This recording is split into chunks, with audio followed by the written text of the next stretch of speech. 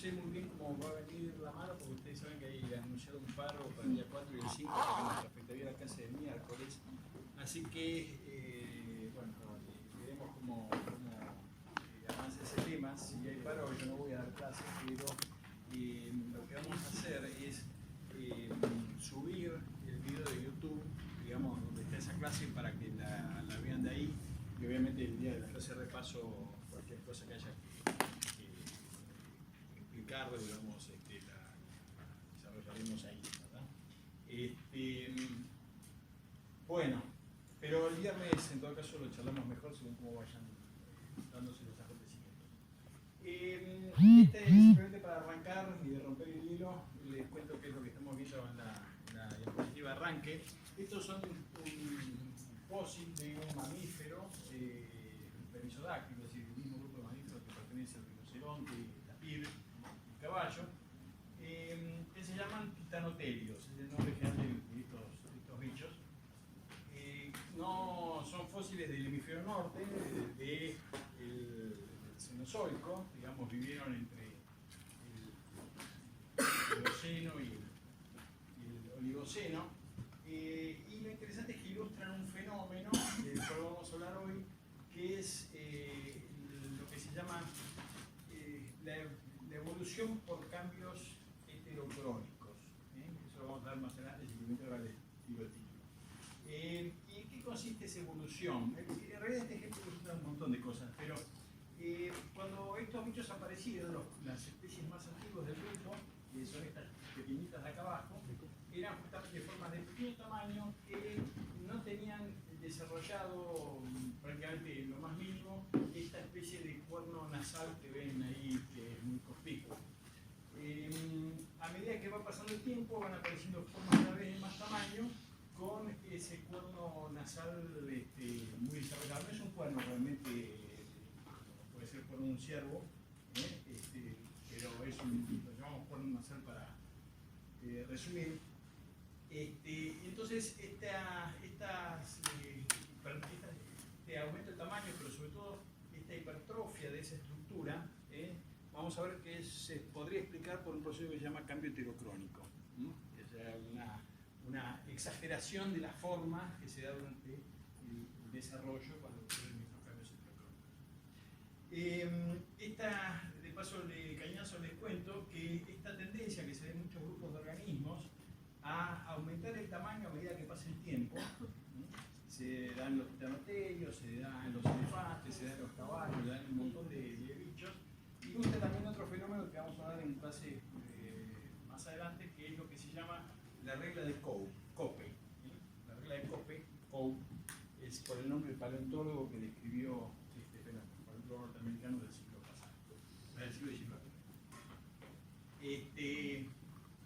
Bueno, entonces, ¿qué vamos a ver dentro de esta clase de Evo Devo?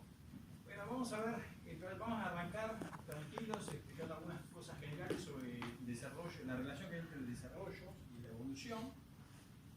Vamos a comenzar, digamos, siguiendo una perspectiva histórica, hablando de lo que se llama la ley de Haeckel y la ley de Bombard, que fueron dos intentos tempranos de incorporar las ideas del desarrollo al paradigma evolutivo. Después vamos a hablar de lo que se conoce como developmental repatterning. Esto es lo que nos va a llevar Martín por la clase de hoy. Vamos a hablar de otro fenómeno muy interesante, que es la ley de Dolo y lo que se conoce como las violaciones a la ley de Dolo. Vamos a hablar del papel de las macromutaciones en la evolución, la discusión que hay en torno a eso, qué son las macromutaciones y si tendrían o no importancia, si tuvieron o no importancia en la macroevolución.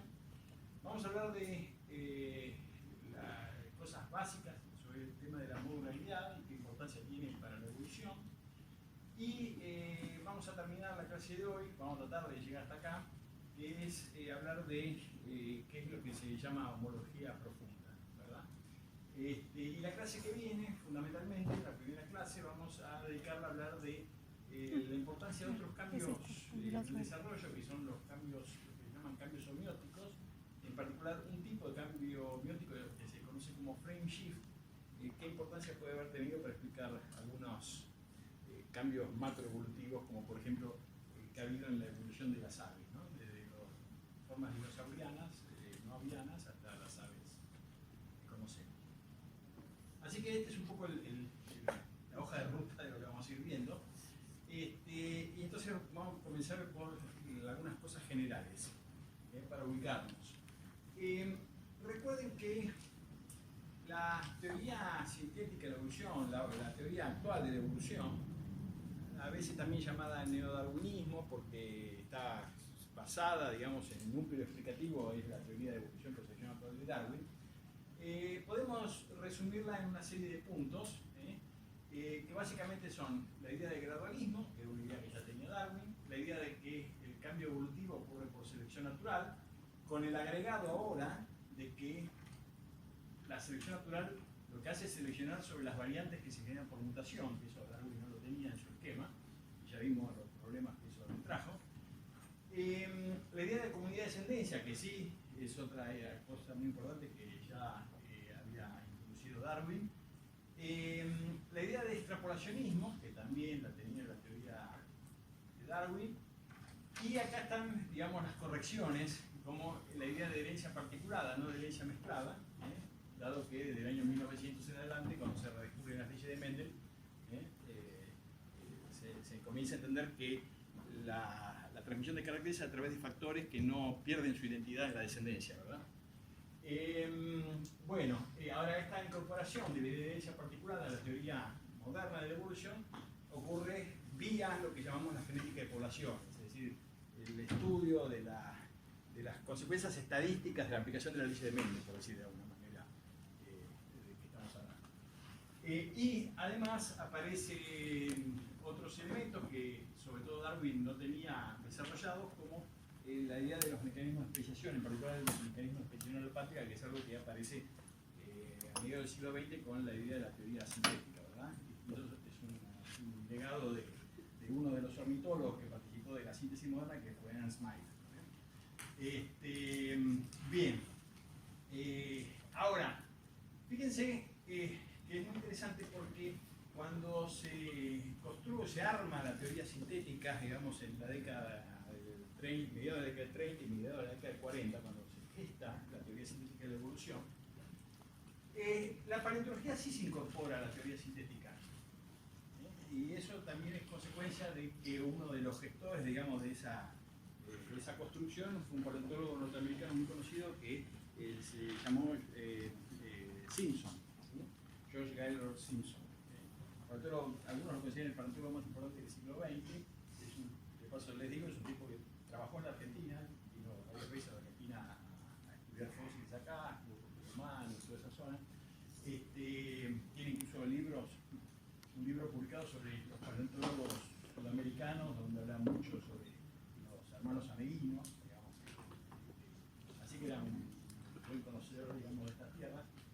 Entonces, la paleontología, lo importante es que se incorpora a la teoría sintética. O sea, al explicar la evolución de los fósiles no era algo distinto a explicar la evolución de las formas actuales, vivientes. Pero lo que queda fuera de esa síntesis moderna es la biología del desarrollo. Y eso, vamos a ver, es un poco curioso porque en el siglo XIX hubo dos, digamos, ideas de vincular la biología del desarrollo a las ideas evolutivas. Sin embargo, esos primeros intentos, aunque fueron importantes, fueron de alguna manera desestimados y sacados fuera del cuerpo teórico de la biología del desarrollo. Esta incorporación de la biología del desarrollo a la biología evolutiva en realidad se está produciendo ahora, en las últimas décadas, es mucho más reciente. Y en realidad podemos, si tuviéramos que decir cuándo arranca la incorporación de la biología del desarrollo a la evolución, podemos decir que arranca digamos, en la década del 80 recién, cuando se descubren las secuencias homeobox. ¿Qué son las secuencias homeobox? Bueno, esto lo deben saber de las primeras materias de la carrera. Son una secuencia de 180 pares de bases, se codifica para una cadena de 60 aminoácidos que se denomina homeodomain, que tiene la particularidad que las proteínas que tienen en su estructura esta secuencia homeodomain tienen afinidad por el ADN, o sea, se ligan con facilidad al ADN, lo cual quiso pensar que estos productos génicos que tenía el Omidomain eran genes que intervenían en la regulación de la expresión génica. ¿Y por qué esto es importante? Porque estas secuencias Omidomain aparecen en muchos genes, están muy conservadas, aparecen en muchos genes de muchos organismos muy distintos, vertebrados e invertebrados de las diferentes filas que se pueden imaginar, lo cual por primera vez demostró que podía haber, digamos, mecanismos de regulación génica que fueran comunes al reino animal, por lo menos, digamos, a los seres vivos.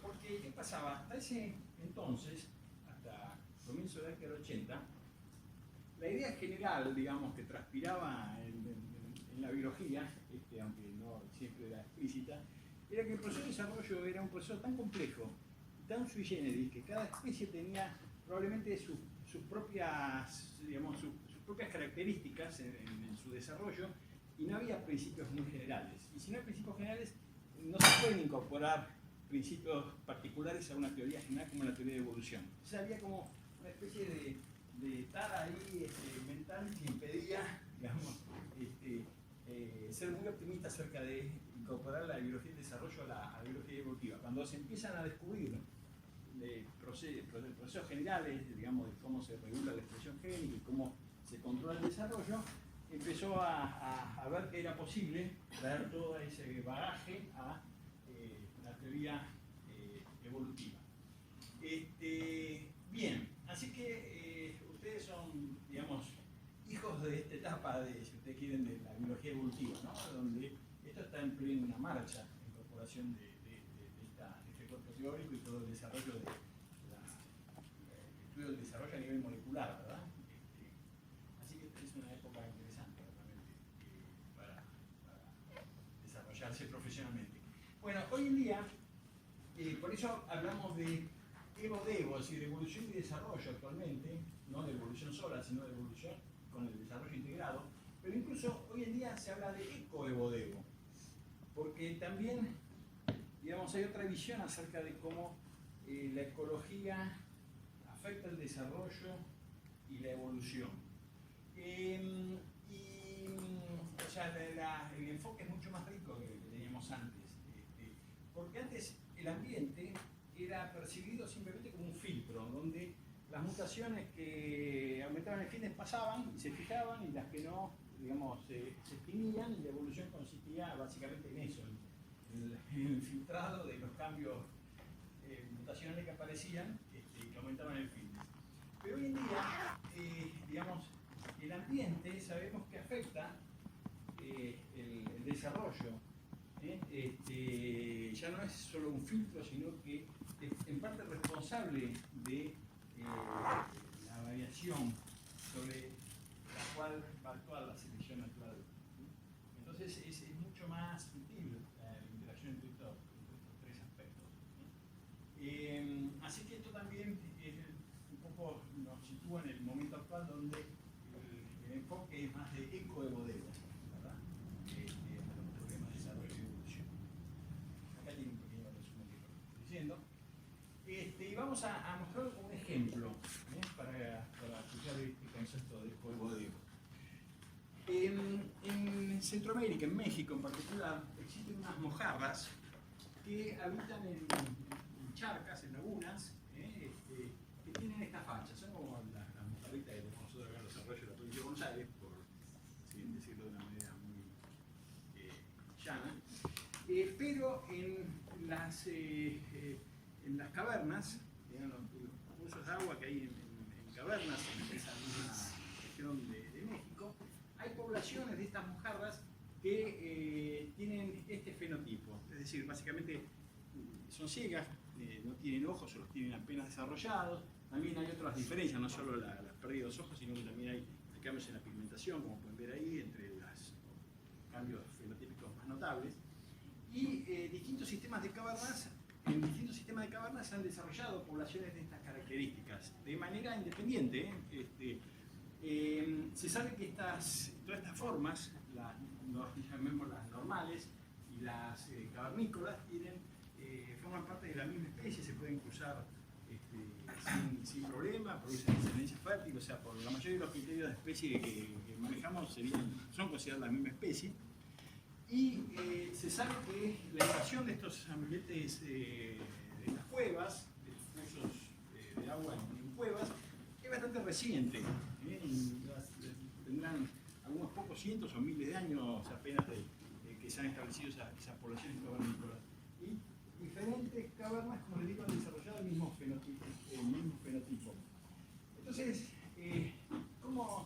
¿cómo se explica que la evolución tan rápidamente haya evolucionado, perdonen la repetición, el mismo fenotipo de manera paralela o convergente tan rápidamente? Bueno, lo que se sabe, en base a los estudios que se han hecho hace unos poquitos años atrás, es que hay una proteína que se llama la HSP90, que es una proteína, una chaperona, que básicamente actúa como un capacitor evolutivo. Es decir, hay mutaciones en genes que intervienen en el desarrollo del ojo que, si mutan, conducen al fenotipo carente de ojo, al fenotipo cavernícola.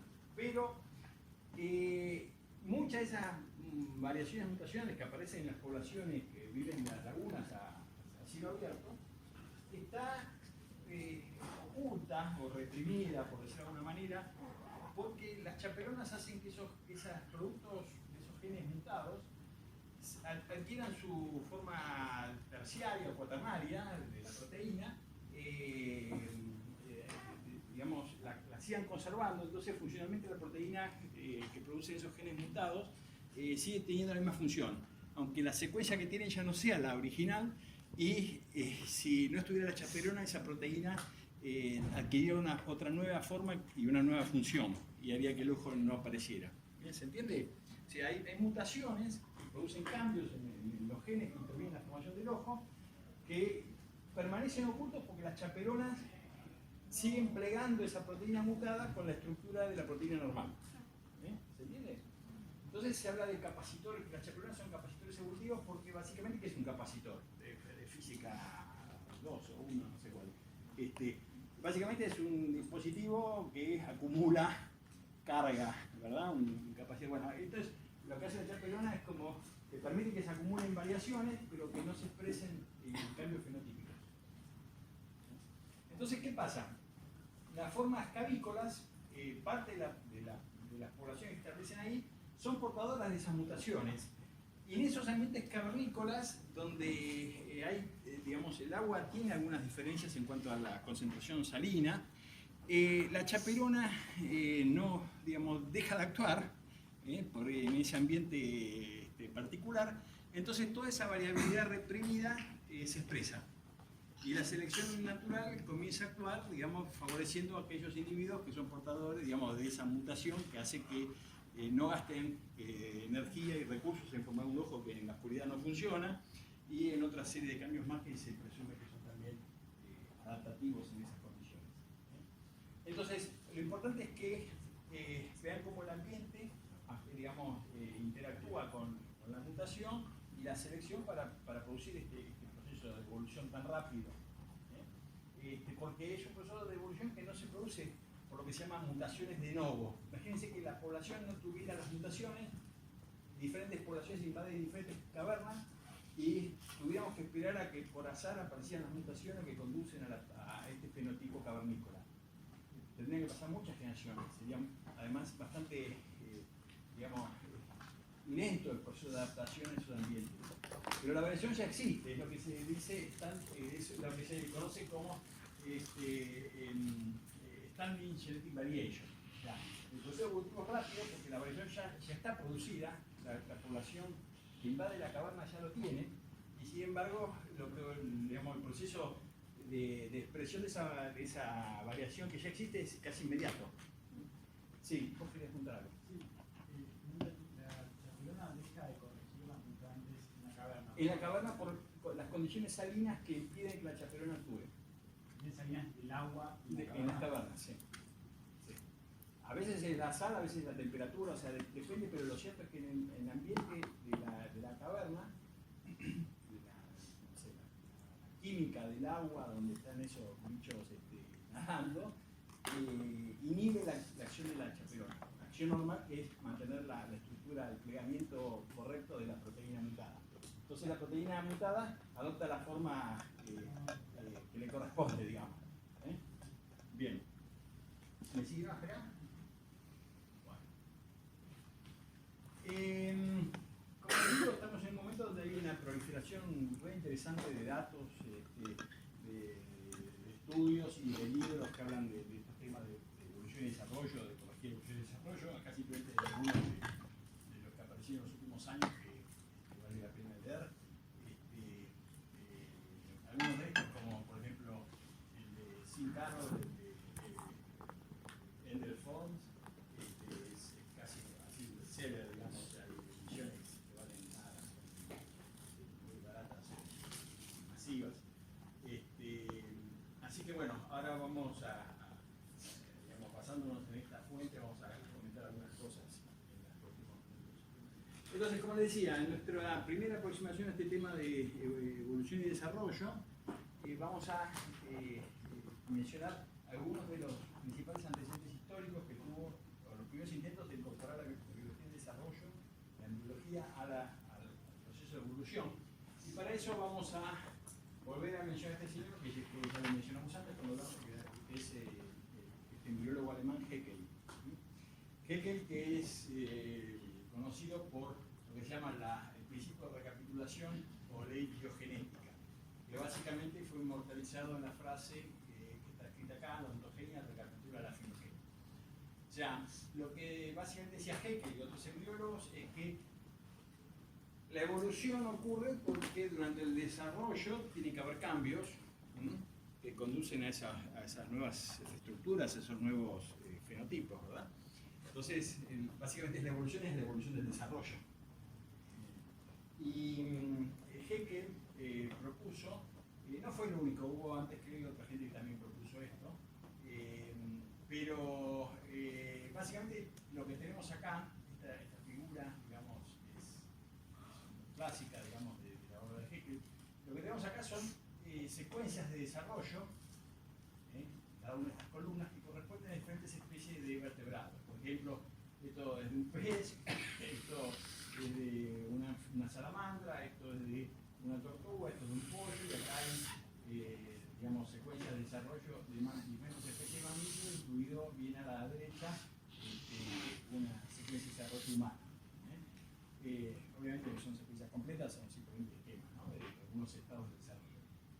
Entonces, lo que dice la ley de Haeckel es que en el desarrollo de las formas más avanzadas está condensada digamos, la evolución de todo ese linaje, porque esas formas más avanzadas van transitando por los estados adultos de las formas más primitivas o más ancestrales.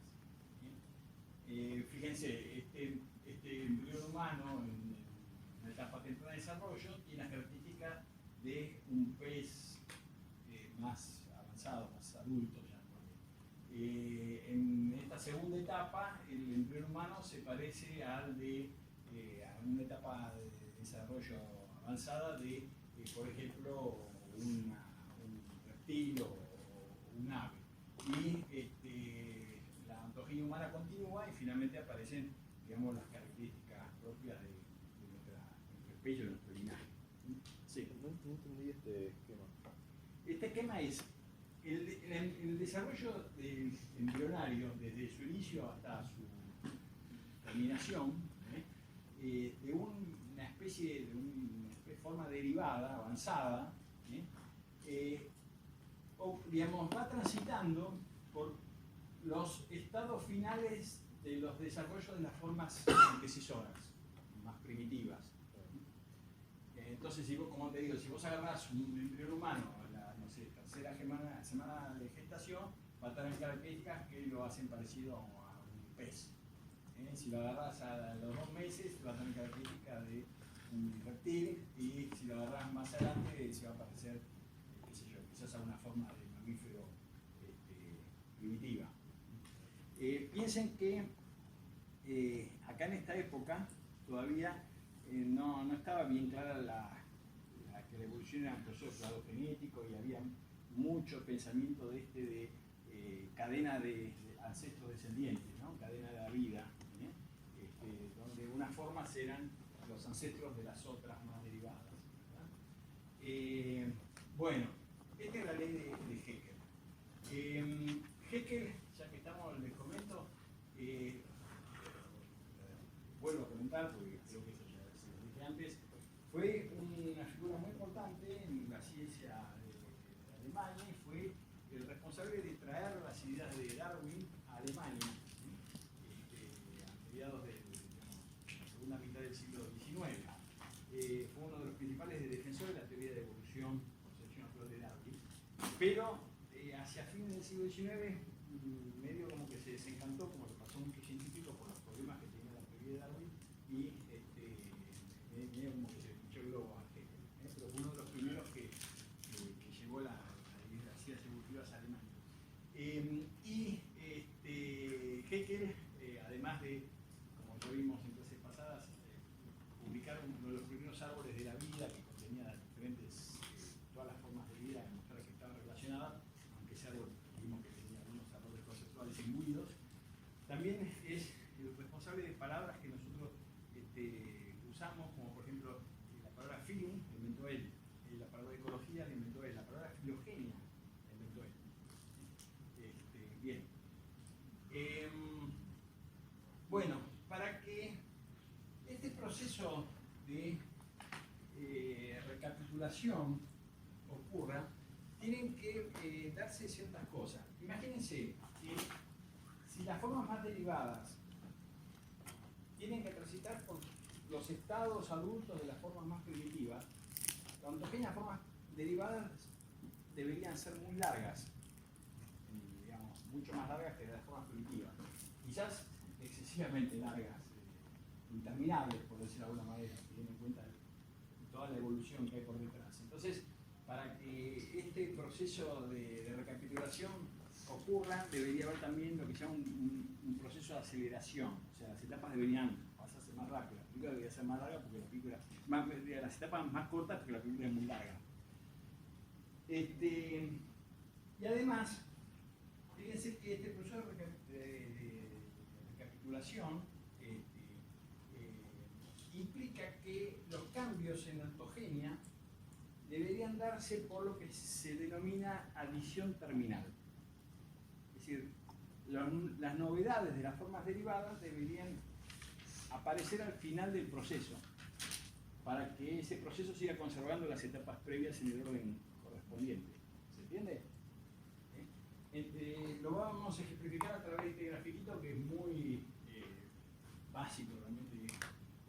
Imagínense que yo tengo una ontogenia la más simple y esquemática que se puede imaginar, donde tengo el estado de larvario, de huevo, y que da lugar a un estado final adulto.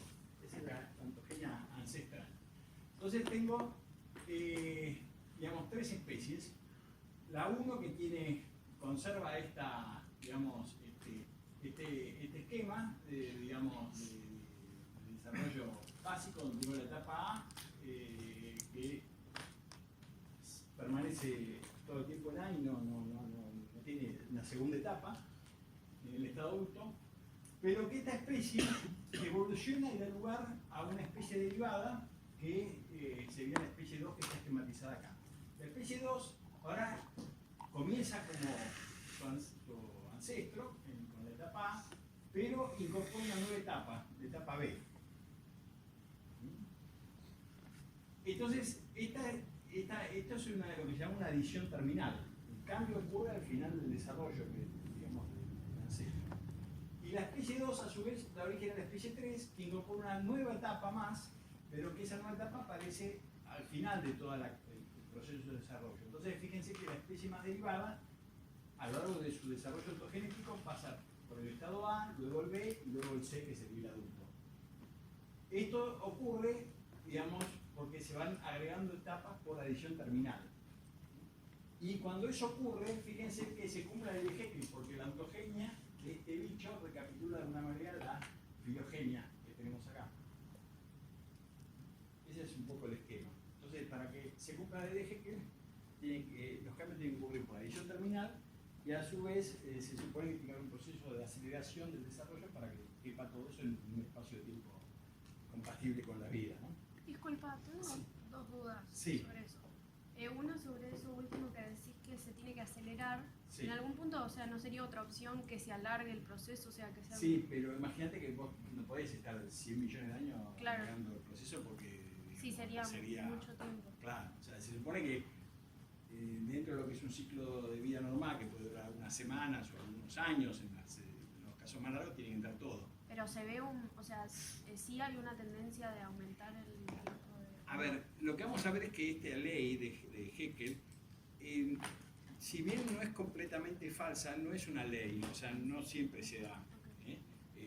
Así que no te lo tomes tan a pie puntilla esto que estoy diciendo. Estoy diciendo esto para que, digamos, para que lo veamos desde la perspectiva histórica, lo que se pensaba en el siglo XIX de cómo era la cosa.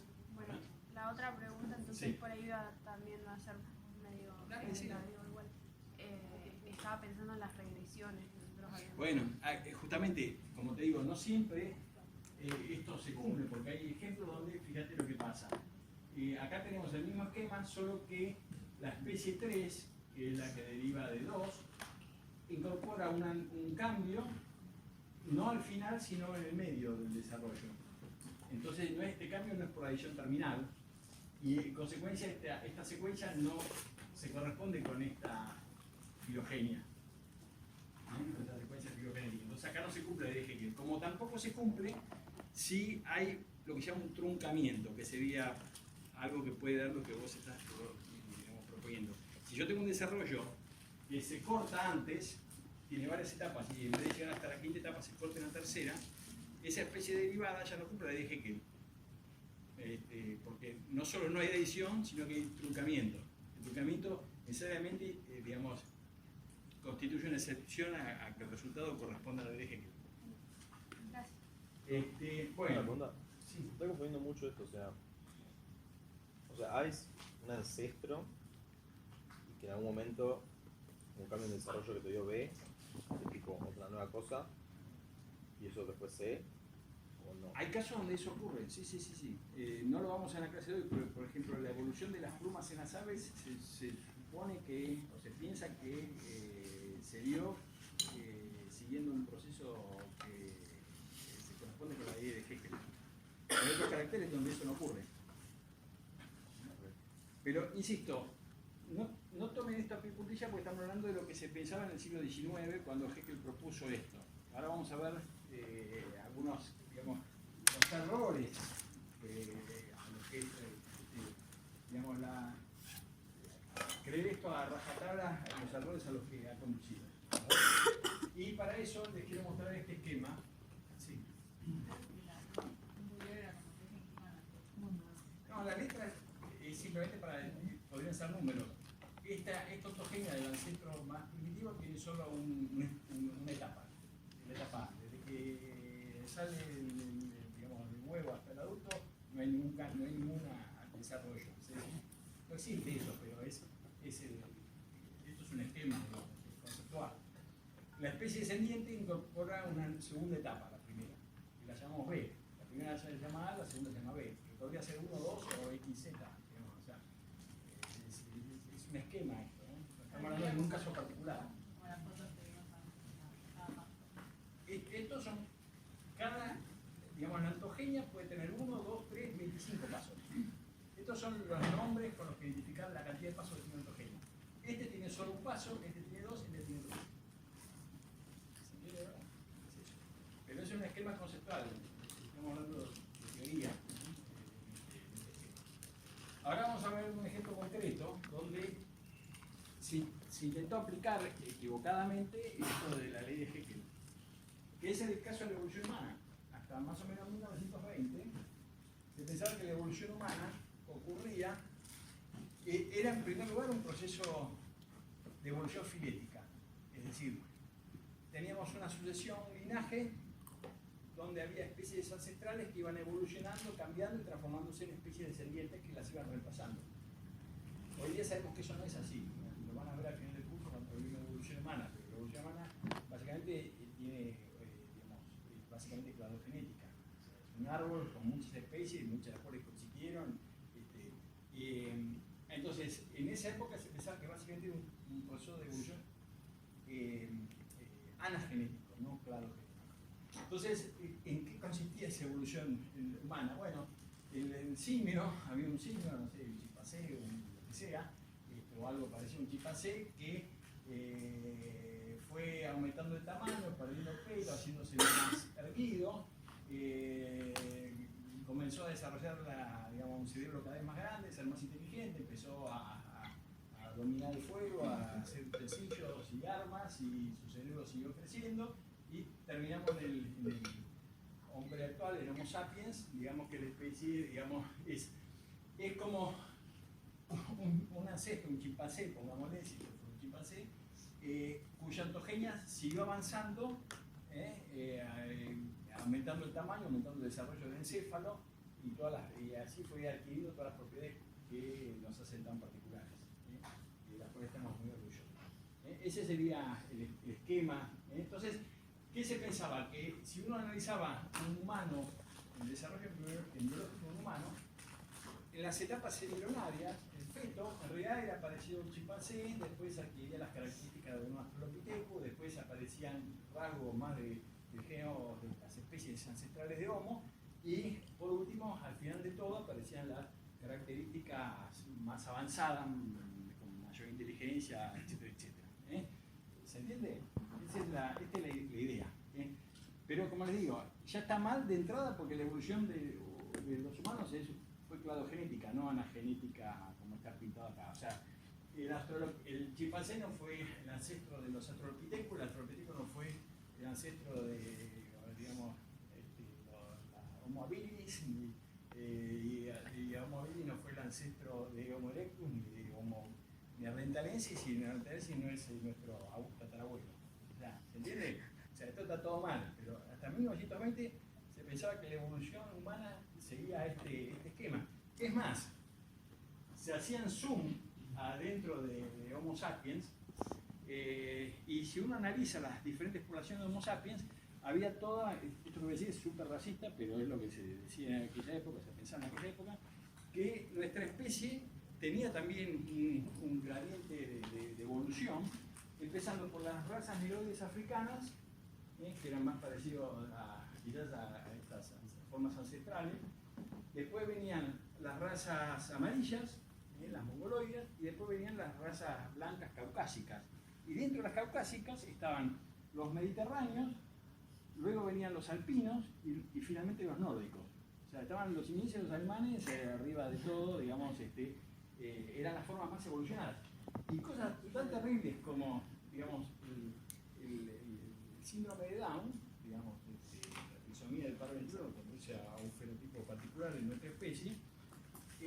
¿Por qué se lo llama, todavía se lo sigue llamando a las personas que tienen síndrome de Down mogólico? Viene de mongólicos, o sea, un caucásico, entre comillas, defectuoso, se parece a una forma normal de una, digamos, de una raza inferior, ancestral, mongoloide. De ahí viene el nombre. Obviamente, como les digo, todo esto está todo mal, pero parte de esta idea de que la evolución era anagenética y la ontogenia recapitulaba la filogenia. ¿Estamos? Bueno. Sí. ¿Cuál es una definición de ontogenia? Ontogenia básicamente es el desarrollo de un organismo desde que se forma la cigota hasta que alcanza la madurez sexual, y si vos querés hasta que muere. Pero básicamente se considera el hito importante donde termina el proceso de desarrollo, muchas veces se considera el momento en que se alcanza la madurez sexual. O sea, desde que naces hasta la tumba, eso es ontogenia. Bueno, hay otro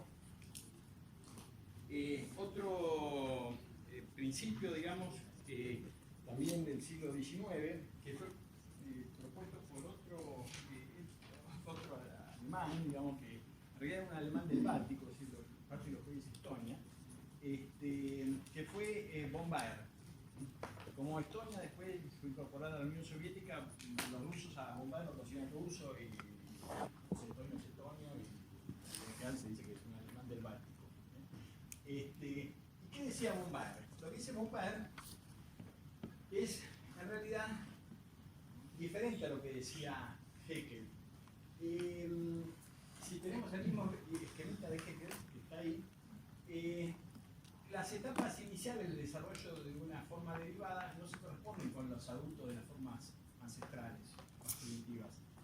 Lo que decía von Baer es que las características generales de un grupo aparecen temprano en el desarrollo ontogenético y las características específicas del grupo aparecen tardíamente.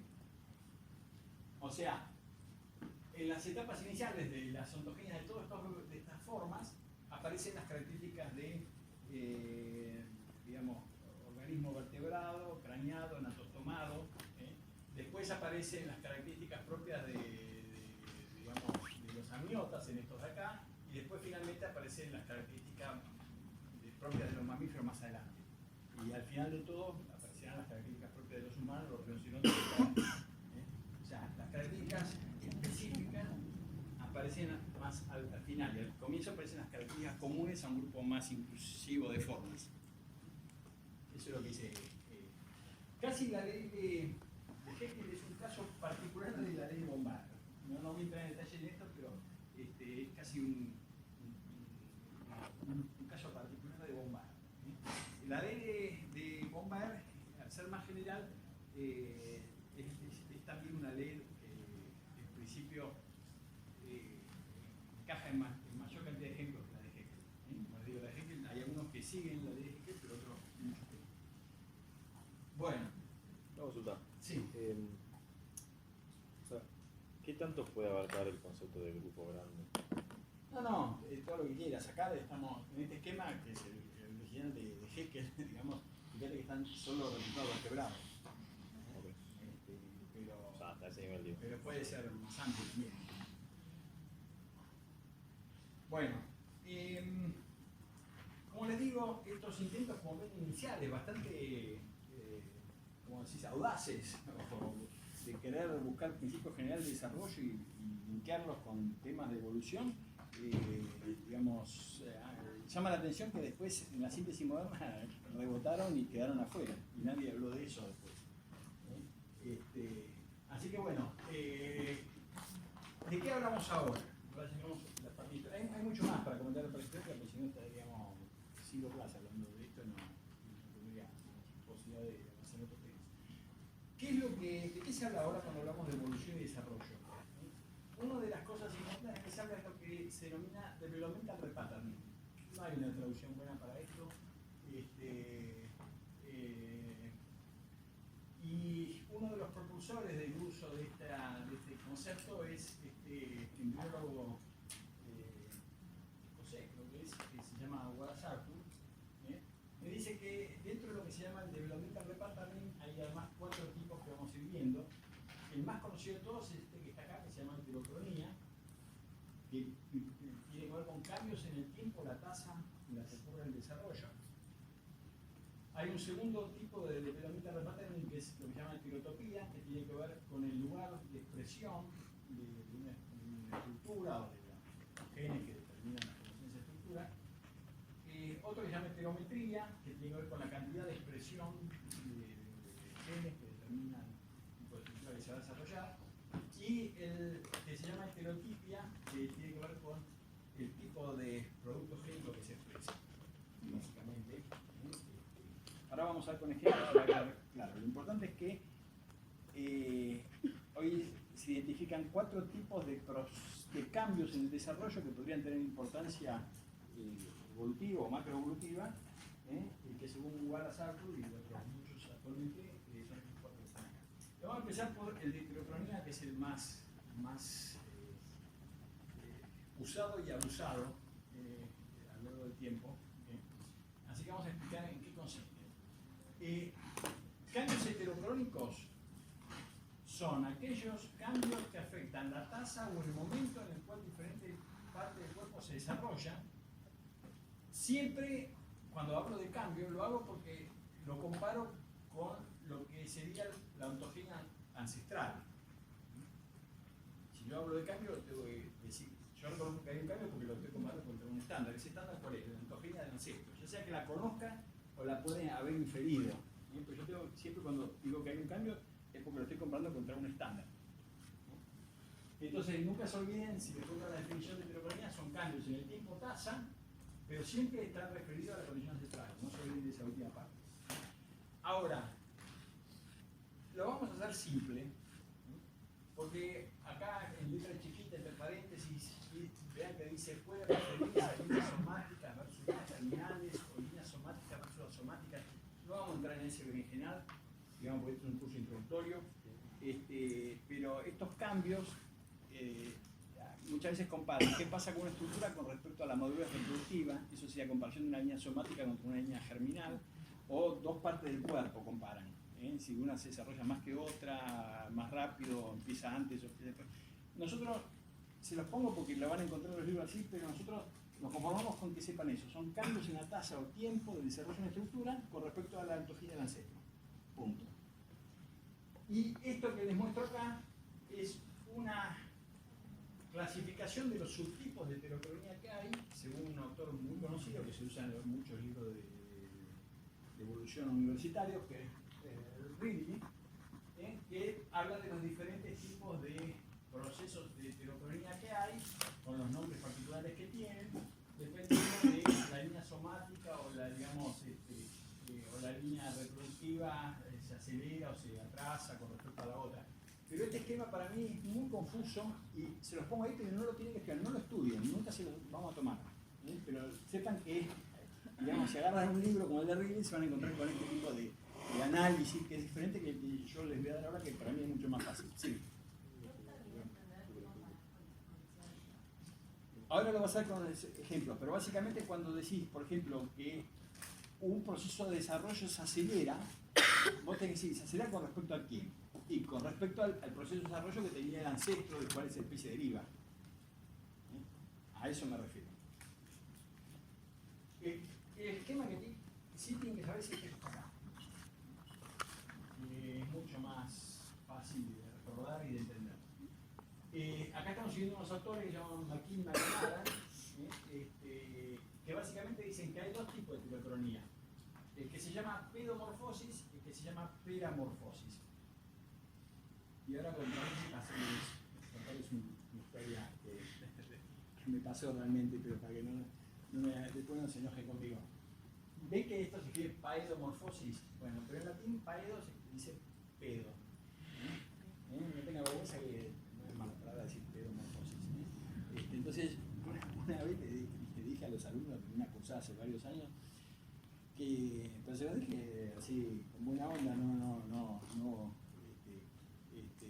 para que se sientan perseguidos. Les dije que para mí era muy fácil darme cuenta en los finales quién venía las teóricas y quién no, porque cuando pronunciaban esta palabra decían paedo en vez de pedo. Bueno, ¿para qué? En uno de los series me empezaron a poner que yo segregaba a los que no venían a teórica. Nada que ver, digamos, pero bueno, les cuento, se van a acordar de mí. Paedo se dice pedo. Bueno, entonces, ¿qué es pedomorfosis? Pedomorfosis es entonces el cambio heterocrónico que conduce a menos desarrollo. Y peramorfosis es este cambio en el tiempo o la velocidad a la que ocurre el desarrollo que da como resultado más desarrollo. Y dentro de estos dos tipos principales o subtipos de heterocronía hay a su vez tres clases. Progénesis, neotenia y postdesplazamiento para la pedomorfosis, y lo equivalente a peramorfosis que es predesplazamiento, sedación y hipermorfosis. Esto ahora les parece chino, no se van a acordar los nombres, se van a hacer ayuda de memoria, cartelitos en las paredes de la casa para acordarse en el baño. Digamos, lo van a aprender de acá al día del examen, no se hagan problema. Pero sobre todo les va a resultar mucho más fácil si entienden esta figura que está acá. Así que lo que voy a hacer hoy es explicar esta figura. Si entienden esta figura, después el esquemita ese les va a salir naturalmente, no hace falta ni que se lo acuerden en ningún momento. Acá tenemos, acá abajo, esta es la ontogenia del ancestro de esta especie de jirafa alada muy particular.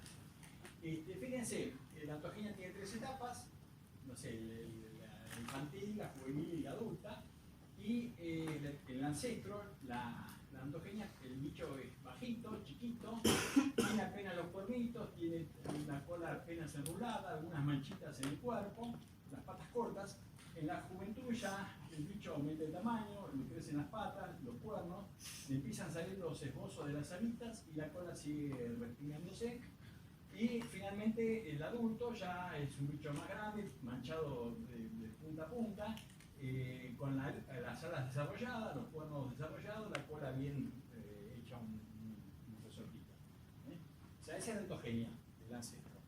Entonces, vamos a ver cómo serían los casos de pedomorfosis, aquellas formas descendientes que por este proceso heterocrónico desarrollan menos morfología que el adulto este. Fíjense progénesis. La ontogenia es más corta que la del ancestro, o sea, se termina antes. El momento en que empiezan a aparecer las estructuras y la velocidad a la que las estructuras crecen o se desarrollan, para ser más correcto, es la misma que en el ancestro, pero como la ontogenia es más corta, el resultado final es que este adulto es como tiene características juveniles del ancestro. Todos los casos de pedomorfosis, el producto final, el adulto de la especie descendiente, se parece a un juvenil de la especie ancestral. Sí. O sea, más corta respecto a qué. Al ancestro, siempre con respecto al Ok. sí, por eso lo de comparación con el ancestro es fundamental para entender lo que llamamos heterocronismo. ¿Estamos? Este es el caso que se llama progénesis. Fíjense que el bicho también, como la ontogenia se concluye antes, el bicho queda medio chicón de tamaño, con las características de un juvenil. Lo que llamamos neotenia, ahora vamos a ver ejemplos bastante conocidos por todos de neotenia. Fíjense que el estado inicial es básicamente parecido al del ancestro, lo que pasa es que las estructuras crecen más lentamente, o sea, se desarrollan más lentamente, los cuernitos se desarrollan de a poco, la cola también, el bicho, digamos, las alitas aparecen los esbozos, pero se desarrollan poquito, o sea, la velocidad a la que se van dando esos cambios es más lenta. La película dura lo mismo, pero si es más lenta, digamos, avanza menos la trama. Entonces, este bicho se parece, nuevamente, tiene características de juvenil del ancestro. Aunque en tamaño, como la ontogenia duró lo mismo, el tamaño no es tan distinto al del adulto ancestral. Eso es como un bebotón. ¿Se entiende? Eso es lo que llamo neotenia. Ahora vamos a ver ejemplos que ustedes seguramente conocen. Y lo que llaman post-desplazamiento, fíjense, la ontogenia dura lo mismo, la tasa a la que se desarrollan las estructuras no cambia, lo que pasa es que arranca tarde. Fíjense, los cuernitos que acá aparecían en la primera etapa, acá aparecen recién en la segunda. De la segunda a la tercera crecen a la velocidad correcta, pero como arrancó tarde, digamos, la historia se desarrolla menos. Eso es lo que llaman post-desplazamiento. Y si ahora pasamos al otro lado, las heterocronías de tipo peramorfosis, o peramórfico, fíjense, lo que llamamos hipermorfosis es la ontogenia que es más larga, tiene una etapa más. En realidad, este esquema, por razones de diagramación, fíjense que la primera etapa está corrida hacia la izquierda, pero en realidad deberían empezar todos a la misma línea, lo que pasa es que esta debería estar por acá, la última. O sea, la película dura más, entonces pasa más cosas. Pero la tasa y el momento en el que ocurren los cambios es la misma. Simplemente hay más tiempo en el que se van acumulando los cambios. Y el resultado, fíjense, en todos los casos es más morfología de la que tenía el ancestro. Más hipertrofia, estructuras y cosas por el estilo. el ejemplo ese con que arrancamos la clase de los titanoterios, como decía, bichos van aumentando de tamaño y se le va hipertrofiando el cuerno ese, algunos lo interpretan como un caso de hipermorfosis. Bueno, aceleración es autoexplicativo. La autogenia no es más larga, dura lo mismo que el ancestro, simplemente que la tasa de cambio es más rápida. Fíjense que lo opuesto a la neotenia, la aceleración. Y el predesplazamiento es como la contracara del postdesplazamiento. La tasa de cambio es la misma, simplemente las estructuras aparecen antes. Entonces, si la tasa es la misma, pero la autogenia dura lo mismo y la aparición es más temprana, hay más tiempo para que esa estructura se desarrolle. ¿Estamos?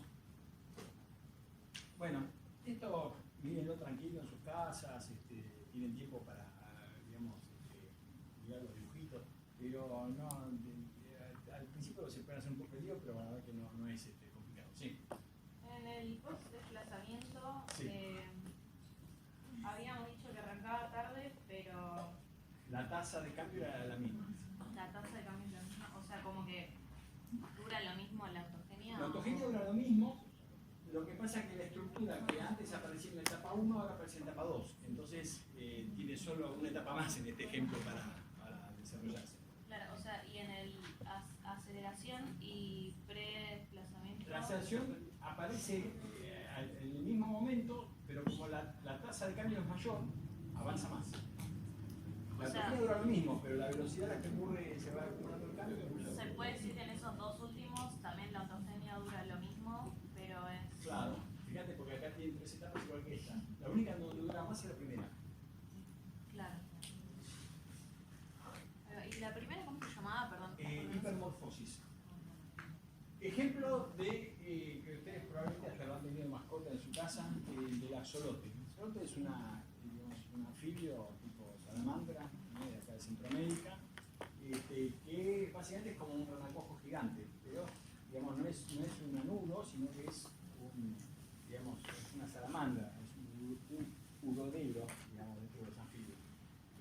La anatomía normal de un urodelo implica un estado larvario, que típicamente es acuático, después el bicho metamorfosea, pierde las branquias externas, etcétera, se desarrollan las patas, etcétera, se le reduce la cola y, digamos, la ontogenia, digamos, después tenemos una salamandra, digamos, que es terrestre, una lagartija. Perdón la influencia taxonómica con la que estoy hablando, pero me siguen, me pueden visualizar.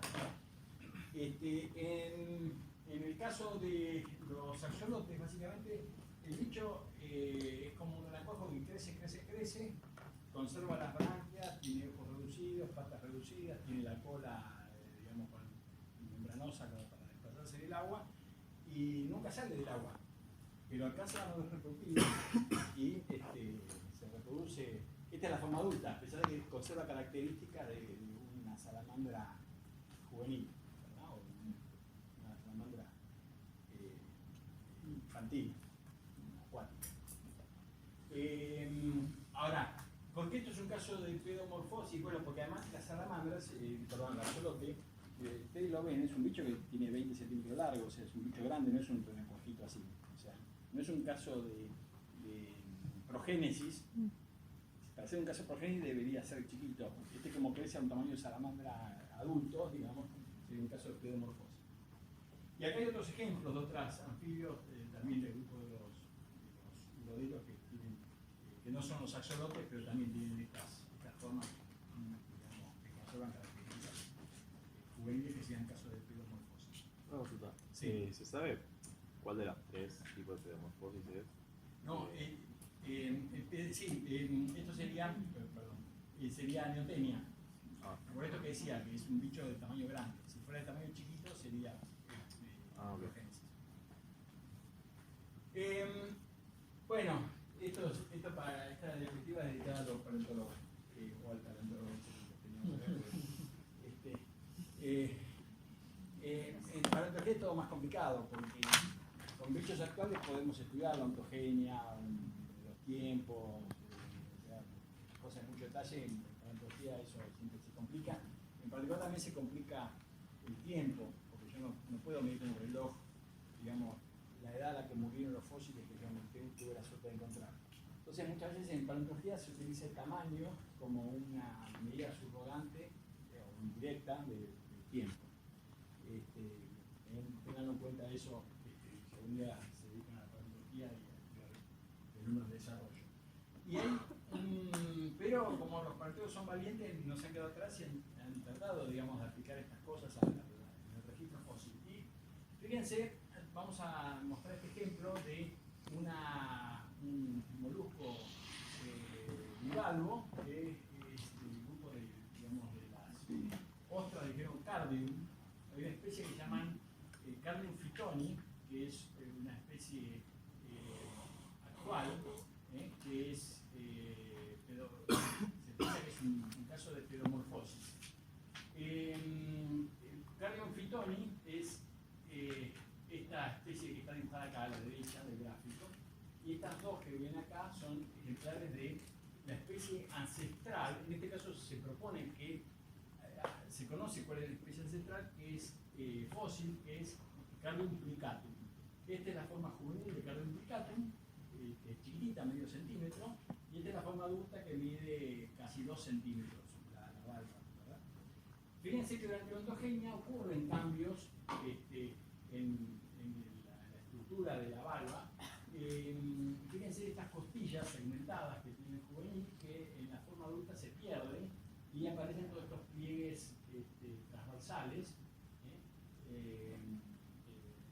Los ejemplares de mayor tamaño y mayor edad se supone, como les decía antes.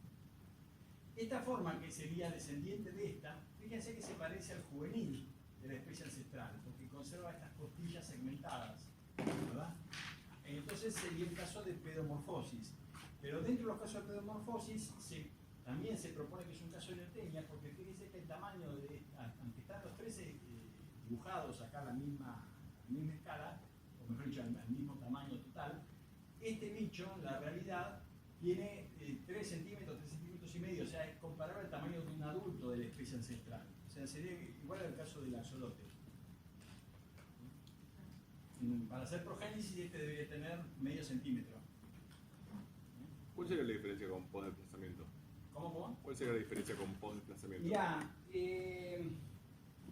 es complicado porque en realidad con la información que yo estoy dando no tenés forma de saberlo, porque tendrás que tener la secuencia para ver que los cambios estos en las costillas aparecen más tarde en relación al crecimiento de la secuencia. Pero en este caso particular desconozco. Por eso nosotros explicamos la diferencia por el tamaño final del adulto, entre lo que sería neotenia y progénesis. Pero con todo desplazamiento la cosa es un poco más complicada. Así que lamento no te puedo contestar. ¿Y con un espécimen vivo, por ejemplo, con una especie actual?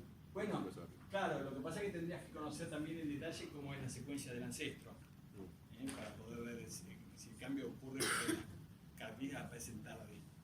Pero el problema, vuelvo también a lo mismo, cuando se trata de fósiles tenés el problema que, como vos no tenés el reloj para medir los tiempos, usás la variable tamaño como indicadora de tiempo, lo cual es medio sucio, pero no tenés otra.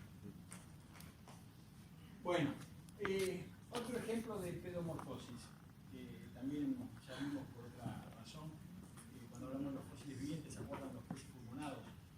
Estos peces se originan en el Devónico y que básicamente desde finales del Paleozoico hasta la actualidad no han cambiado mucho. Al comienzo sí, porque fíjense que estos bichos, estos peces pulmonados, estos arcopterigios, tenían colas heterocercas, tenían 2 aletas dorsales y en las formas más derivadas tienen una cola secundariamente homocerca, que además a la que confluyen además las aletas dorsales y la aleta anal.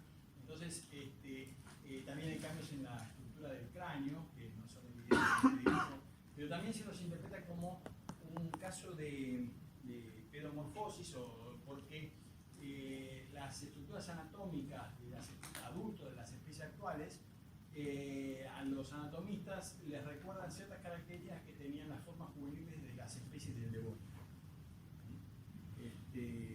pero no, este esquema realmente no ilustra eso con mucha precisión, así que realmente no poder mostrárselo mejor. Y después hay otros ejemplos, por ejemplo, que acá vemos para ilustrar lo que llamamos peramorfosis. Además, lo que yo les conté de los titanoterios, hay unos estudios hechos, publicados en el libro de McKinney y McNamara, que incluyen a unas formas de dinosaurios que están representadas acá, que son dinosaurios del grupo de los protoceratopsidos, de los cuales hay mucho material fósil. Entonces se ha podido reconstruir no solo las relaciones filogenéticas, sino también un poco el desarrollo ontogenético de esas especies. Y lo que se ve es que estos protoceratopsidos, las formas más derivadas de este grupo, las formas adultas se caracterizan porque tienen en la región occipital esta especie como de peineta ósea, digamos, muy llamativa. Entonces se presume que esta morfología de los adultos de las formas derivadas es como una especie de exageración de la ontogenia de las formas ancestrales, lo que sería un caso de peramorfosis.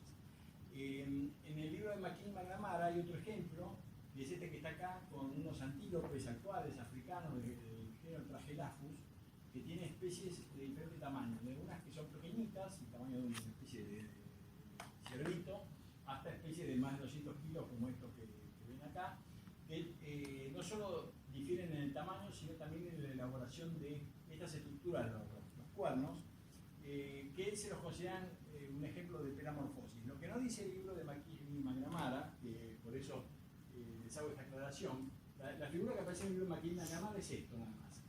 En realidad lo que tendría que haber hecho McKinney y McNamara para expresarlo correctamente es haber dibujado además la filogenia que liga estas cuatro especies, porque este no es ancestro de este no es ancestro de este, este no es ancestro de este. Lo que no dice McKinney y McNamara, pero está implícito en su razonamiento, es que se usa diferente grado de elaboración y tamaño, dado esta filogenia, para reconstruir los estados ancestrales, de los cuales derivan estas especies de mayor tamaño y cuernos más grandes, a partir de formas ancestrales de menor tamaño y cuernos más reducidos. ¿Se entiende? Porque siempre la comparación es con el ancestro. Las especies actuales no son ancestros de O sea, todas estas especies existen. son actuales. Entonces serían varios casos de peramorfosis. Digamos, la peramorfosis se supone que es el proceso de cambio a nivel de desarrollo que explica la evolución de todo este grupo. Entonces, el estado ancestral correspondía a bichos de pequeño tamaño con cuernos pequeñitos y que fue dando origen a, digamos, otros ancestros de cada vez mayor tamaño en cuernos más grandes. Las especies actuales, digamos, adquirieron esas características por el grado de esos ancestros que les corresponden. O sea, en el ejemplo de McKinney y McNamara, podemos decir, el error está en no explicar esto. Él muestra las especies y dice acá hubo una peramorfoclina, un caso de peramorfosis. Pero eso lo puede decir si estamos de acuerdo en esto otro. ¿Está? Sí. O sea, cada uno de esos, ¿te quiere comparar con otros? Digamos, vos lo usás las especies actuales, porque vos qué decís, y esto es un ejemplo de que acá actuó la peramorfosis. Pero claro, cada uno. Pero vos lo tenés que comparar con el ancestro. ¿Cómo es el ancestro del que derivó esta especie y esta? Bueno, debería ser un bicho de gran tamaño con cuernos grandes. Pero este ancestro de gran tamaño con cuernos grandes deriva de un ancestro que era de un poco de menor tamaño con cuernos más chicos. ¿Por qué? Porque esta especie tenía esa característica y esta todavía más chica. O sea, vos lo hacés reconstruyendo lo que crece el ontogenia ancestro. O sea, en realidad serían como 4 terminales. Sí, exacto. Bueno, hasta acá está heterocronía. Van a ver que este término de heterocronía se usó y se abusó muchísimo de él porque prácticamente todos los casos de evolución se tratan de estudiar por heterocronía. Hoy en día tenemos un enfoque un poquito más balanceado, reconocemos que hay otros procesos. Por ejemplo, el de heterotopía. ¿Cuál es el caso de heterotopía? Vamos a explicarlo con un ejemplo. El concepto es que hay diferencias durante el desarrollo en donde se expresan las cosas. Eso conduce a cambios. Y acá lo podemos ver como un ejemplo. que muestra la diferencia entre el desarrollo de la pata de una gallina con respecto a la pata de un pato. Las dos tienen la misma cantidad de dedos, son muy parecidas, son las dos aves, digamos, el grupo de los Galloancerae se llama, es un grupo que abarca las gallináceas y las nápidas, los patos, pero una tiene, carece de membrana interdigital y la otra tiene membrana interdigital. La razón funcional de eso, bueno, es que una camina por la tierra y la otra usa la pata como pala para remar en el agua, así que tiene sentido, pero acá estamos tratando de entender cómo los cambios en ontogenia llevan a estos resultados tan distintos. Y lo explicamos por heterotopía. ¿Y qué cosa significa heterotopía? Hay básicamente un gen, que es el gen del BMP, que causa apoptosis. Apoptosis es la muerte celular programada, ¿verdad? Bueno, la cadena de cosas involucradas en ese proceso de apoptosis es compleja, no en detalles, pero donde se expresa el BMP, el tejido se muere. Y lo interesante es que si uno observa el esbozo embrionario de una pata de un pollo y de un pato, en la zona de las membranas interdigitales, en los dos se expresa el gen BMP. Sin embargo, hay otro gen que se expresa solo en esas zonas, en el caso del pato y no en el caso de la gallina, que es el gen gremlin.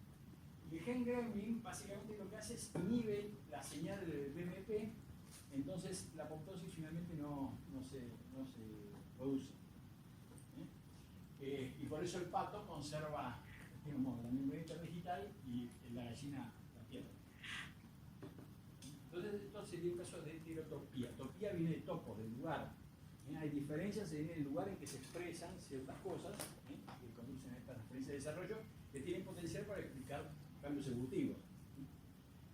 Pero Sí. no entiendo, la diferencia acá es que algo se expresa en un caso y en el otro no. Claro, se expresa en una zona y en el otro en esa zona no se expresa. O sea, eso no se tiene que ver con el lugar. Vamos a ver que la otra que vamos a ver después, pero metría tiene que ver con la cantidad. Los lugares son los mismos, pero la cantidad es distinta. Y lo último, la heterotipia es el mismo lugar, pero no es un problema de cantidad, sino es un problema de qué tipo de producto se presenta. ¿No es raro que, no me acuerdo cuál dijiste que es el que tiene solo BMP, pero siga codificando para BMP y no se haya perdido el final? No, bueno, ahora vamos a ver más adelante. Está muy bien la pregunta. La tengo que tener en suspenso para la segunda parte de la veremos de la modularidad y todo eso. Pero está muy bien la observación. Un comentario más, digamos, para no quiero traumatizarlo.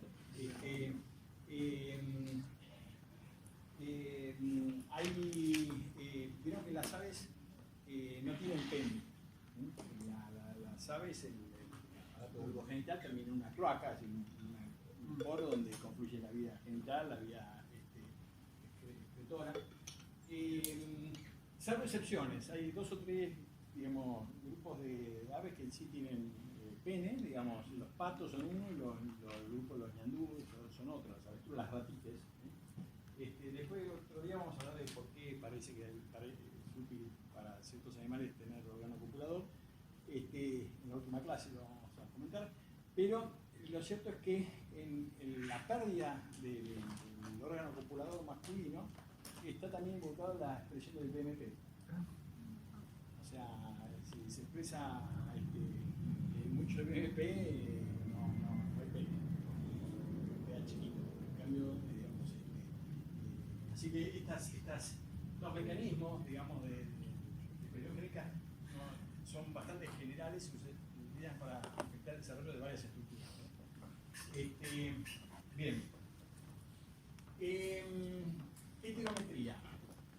O sea, cambios en la cantidad de lo que se expresa. Si no cambia la tasa, no cambia el tiempo, no cambia el lugar, acá lo que cambia es la cantidad. Hago una pequeña salvedad antes de continuar para que no se enriquezcan. En la naturaleza, muchos cambios, cuando uno compara un organismo con otro, son no representan cambios puros en una cosa, sino que son combinación de cambios de repatterns. O sea, puede haber casos donde se combina heterocronía con heterometría o digamos, heterocronía con heterotipia. O sea, en naturaleza ejemplos donde solo actúa un proceso y los otros no. Bueno, uno a veces por razones pedagógicas enfatiza en una cosa, pero la realidad es bastante compleja, ¿verdad? Eso creo que todo lo puede entender.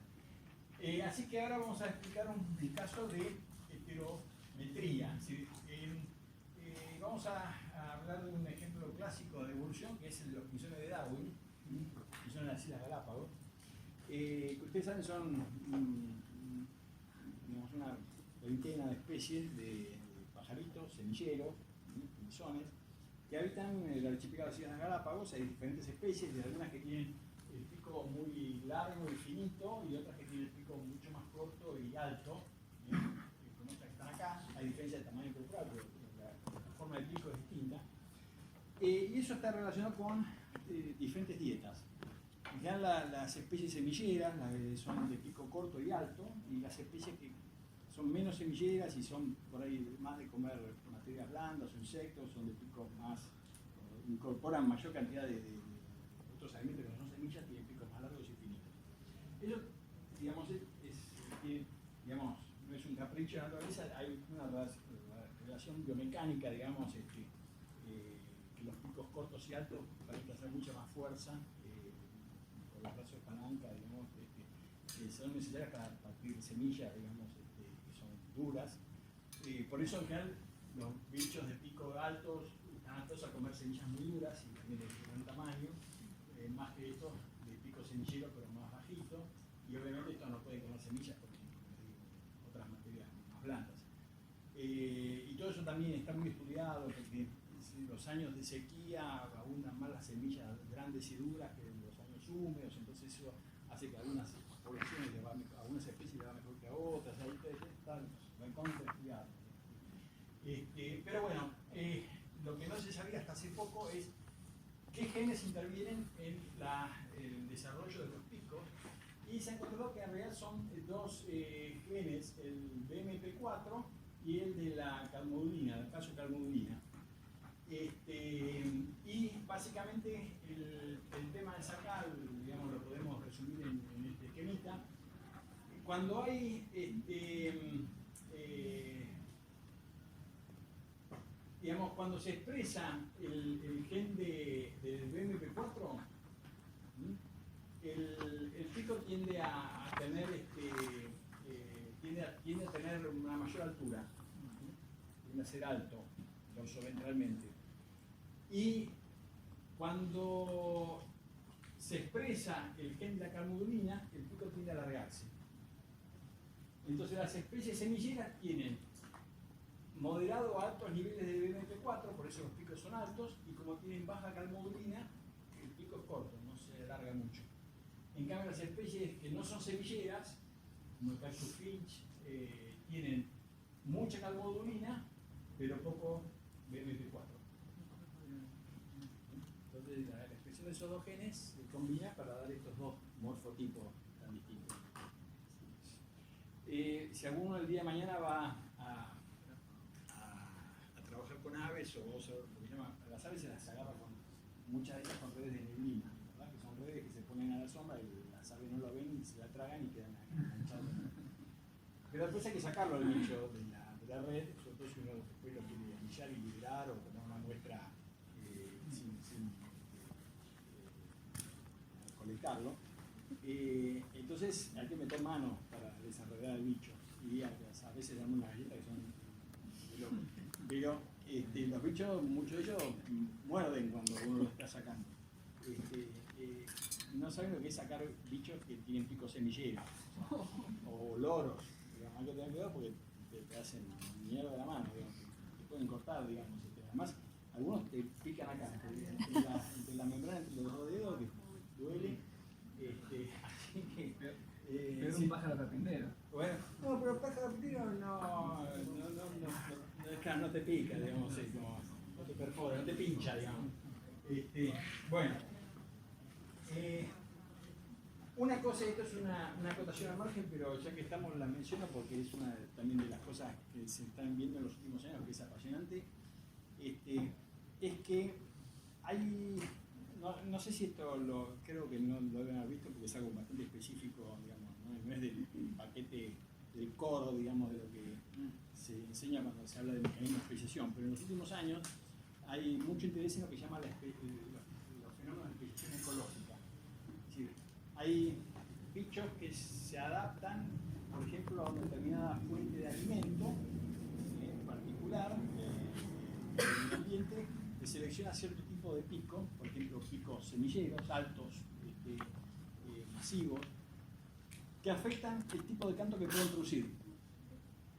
Eso se ha visto justamente en los pinzones de Darwin. Los pinzones de Darwin que tienen pico semillero, alto y masivo, tienen cantos de notas con baja modulación de frecuencia, mientras que los que tienen picos finitos pueden barrer muchas frecuencias muy rápidamente y tener muchas notas ahí paquetadas en un corto tiempo. Las razones de eso son biomecánicas, pero lo cierto es que el canto es distinto y eso puede conducir a un proceso de aislamiento reproductivo, porque el canto en las aves es utilizado, entre otras cosas, para la elección de pareja, digamos, la identificación de pareja y la selección de pareja. Entonces hay una serie de cosas que están investigando de cómo la adaptación a un aspecto de la ecología, como puede ser la alimentación, termina actuando como un mecanismo de aislamiento reproductivo de forma indirecta, conduciendo a la especiación. Bueno, no hago más. Hay una anécdota, leí hace poco en Twitter, ¿no? Digamos, no sé qué tanta veracidad tiene, pero hablaban de que los ecólogos cuando taguean a los pájaros, hay algunos pájaros que prefieren hembras que prefieren a los machos tagueados. ¿A los machos? A los machos que tienen el tag. O sea, Sí. Bueno, de eso vamos a hablar en la última clase, cuando hablemos de evolución del sexo. Hay hembras, esta es lo que se llama la teoría de explotación sensorial. Hay hembras que prefieren aparearse con machos que en su especie no existen. Claro. Sí, así que eso es increíble. Sí. Después vamos a hablar de eso. Esto lo pasamos por alto para no hacerlo muy largo. Simplemente es un ejemplo que fue publicado hace unos años en la revista Evolution de esto mismo que les conté, los pinzones de las Galápagos, con la particularidad de que esto está ocurriendo en un ambiente antrópico en Arizona, en algunas de estas ciudades nuevas que tienen los norteamericanos en medio del desierto, como Las Vegas, pónganle. Resulta que hay pájaros silvestres que tienen poblaciones que viven en el desierto y otras que se adaptaron a vivir dentro de la ciudad.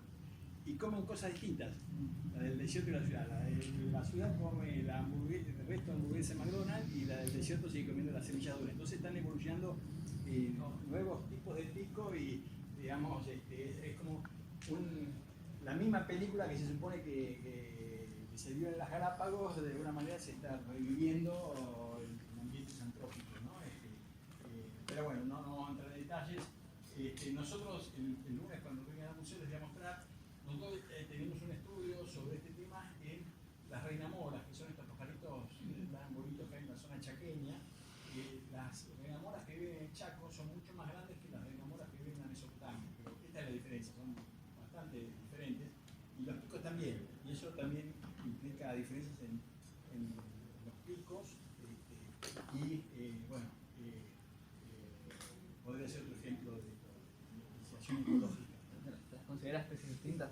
No, se las considera subespecies, pero las subespecies, la mayoría de las aves, todo el concepto de subespecie está muy discutido porque está basado en colecciones morfológicas y realmente de la mayoría no se sabe nada de la genética, realmente cuán diferentes son, etc. Muchas veces obedecen a patrones de muestreo que dejan mucho que desear respecto a la representatividad que tienen. Porque si vos mostrás acá y 500 kilómetros más allá, por ahí encontrás diferencias, pero no sabes en el medio si es una quirina, si hay una diferencia marcada en algún punto. Bueno, pero para no irme por las ramas, antes de hacer el descansito, me gustaría decirles qué es heterotipia, que es la última forma de repatterning que se supone tiene importancia evolutiva. Básicamente, heterotipia se alusiona a cambio en el producto génico y que afecta el desarrollo. Y acá lo podemos ilustrar con un ejemplo bastante conocido, que es el de la hemoglobina mutante que produce la enfermedad conocida como anemia falciforme. La hemoglobina es una molécula compleja, que ustedes saben, está en el glóbulo rojo, interviene en el transporte de oxígeno de la sangre, digamos, hacia los tejidos. Tiene dos subunidades, las alfa y la beta, dos de cada una, digamos, es una hemoglobina muy compleja. Acá ven en estos disquitos verdes son los grupos hemo, donde se ubica el oxígeno, digamos, cuando la hemoglobina está en el estado de oxihemoglobina, justamente cuando está saturada de oxígeno. Bueno, y hay diferentes tipos de hemoglobina, no entrar demasiado en detalle, pero hay una forma, si esta es la hemoglobina normal, hay una forma mutante de hemoglobina que se produce porque uno de los genes que determina la subunidad beta, creo que es, sí, la globina beta, cada una de estas subunidades se llama globina, la globina beta tiene una mutación de punto que hace que uno de los aminoácidos de esa secuencia cambie. Ese cambio no es trivial porque ustedes saben, los aminoácidos tienen diferentes estructuras y polaridades, y eso tiene que ver también con la forma en que las subunidades se van a plegar, etcétera, etcétera, y eso cambia las propiedades de la cosa. Pero lo interesante es que esta mutación puntual que conduce a un cambio de ácido glutámico por valina en la posición 6 de la cadena beta, produce que cuando la hemoglobina se desprende del oxígeno, cuando llega al tejido y el oxígeno se suelta, digamos, de la hemoglobina, la hemoglobina comienza a polimerizarse, ¿no? Comienza a linkearse una hemoglobina con otra molécula de hemoglobina y produce como una especie de polímero lineal que hace que el glóbulo rojo se deforme y adopte la forma esta de media luna o falciforme, de ahí viene el nombre de la enfermedad. Esa deformación del glóbulo rojo tiene consecuencias para la salud de la persona, tiene consecuencias en la eficiencia del transporte de oxígeno, pero sobre todo después ese glóbulo rojo deformado produce problemas microcirculatorios porque, digamos, se atasca, forma como pequeños tapones en microvasos, digamos, sanguíneos. O sea, y se supone que la gente que tiene esta enfermedad de la anemia falciforme tiene menos fitness que alguien que no tiene esa mutación. Pero se ha visto que esta mutación de la anemia falciforme es, por ejemplo, mucho más común en las poblaciones donde hay mosquitos que transmiten malaria. Porque, digamos, pleiotrópicamente, podríamos decir, esta mutación tiene un efecto que protege contra la infección de este parásito de la malaria. El plasmodio que produce la enfermedad de la malaria es un parásito unicelular que se mete dentro del glóbulo rojo y se reproduce dentro del glóbulo rojo y lo hace estallar, o sea, destruye los glóbulos rojos. Pero el que tiene esta anemia falciforme, por esta deformación que sufre el glóbulo rojo, ese glóbulo rojo genera un ambiente que es bastante inhóspito para el parásito, entonces el parásito no puede destruir al glóbulo rojo, pongámoslo en esos términos. Entonces, es la misma mutación que trae una deficiencia fisiológica, al mismo tiempo trae un beneficio que es protegerme de la malaria. En los lugares donde hay mucha malaria, la selección natural casi hasta, podríamos decir, favorece o no es tan negativo tener esa mutación en la hemoglobina, por la defensa que confiere ante la malaria. Bueno, entonces esta mutación, esta forma mutante de la malaria es un caso de heterotipia. Una mutación produce un producto génico distinto al normal. Pero una consulta, Sí. entiendo que es como una mutación general, no entiendo qué tiene que ver con el desarrollo. Bueno, en este caso, digamos, la conexión no es tan, digamos, podríamos decir pedagógica como a mí me gustaría, pero el tener esta deficiencia tiene consecuencias sobre tu desarrollo físico. Okay. Seguramente hay otros ejemplos donde esto puede ser más patente, en el caso de las patas del pato y la gallina, pero el ejemplo es eso, una mutación que afecta un producto que afecta un aspecto del desarrollo, en este caso físico. Bueno, con esto terminamos los 4 tipos de developmental repatterning. La clase que viene vamos a hablar de otro tipo de cambio en el desarrollo que puede afectar la evolución o que se piensa que tiene importancia en la evolución, que es lo que se llama el cambio miótico. De eso, como les digo, vamos a hablar el viernes. Miótico. Homiótico. Yo lo que... A ver, ¿qué hora es ahora? 6:30 creo que es. 6:30. Sí, 35. Bueno, vamos a hacer una cosa. Antes de explicarles esto de la idioma, vamos a hacer un pequeño recreo. Les pediría no más de 5 minutos porque acá soy larga y supongo que ninguno quiere irse más allá de las 8. Así que 5 o 10 minutos máximo, yo arranco.